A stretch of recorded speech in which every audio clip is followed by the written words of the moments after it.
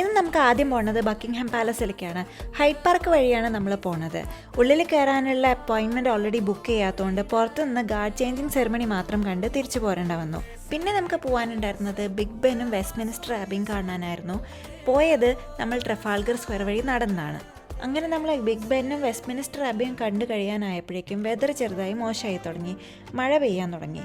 പിന്നെ വേഗം സമയം കളയണ്ടെന്ന് വിചാരിച്ചിട്ട് ലണ്ടൻ ഐയിലേക്ക് പോയി. ആദ്യം കയറണോ വേണ്ടയോ എന്നൊക്കെ സംശയം ഉണ്ടായിരുന്നു എന്നുണ്ടെങ്കിലും അവസാനം ലണ്ടൻ ഐൻ്റെ ഉള്ളിൽ കയറി.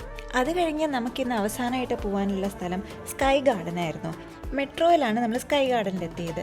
ലിറ്ററലി ആ പേര് പോലെ തന്നെയായിരുന്നു ഉണ്ടായിരുന്നത്, ആകാശത്തൊരു ഗാർഡൻ വെച്ച പോലെ. മുന്നേ ബുക്ക് ചെയ്തിരുന്നെങ്കിൽ നമുക്ക് ഈ റെസ്റ്റോറൻറ്റിൽ ഇരുന്ന് ഭക്ഷണവും കഴിക്കായിരുന്നു. ഡിന്നർ ടൈം ആയതുകൊണ്ട് നല്ല തിരക്കും ഉണ്ടായിരുന്നു. സ്കൈ ഗാർഡനിന് പുറത്തേക്ക് നോക്കിയാൽ രാത്രിയിലുള്ള ലണ്ടൻ്റെ ഫുൾ ഭംഗിയും കാണാൻ പറ്റും. അങ്ങനെ കുറച്ച് നേരം സ്കൈ ഗാർഡനൊക്കെ എൻജോയ് ചെയ്ത് നമ്മൾ ഇന്നത്തെ ട്രിപ്പ് അവസാനിപ്പിച്ചു.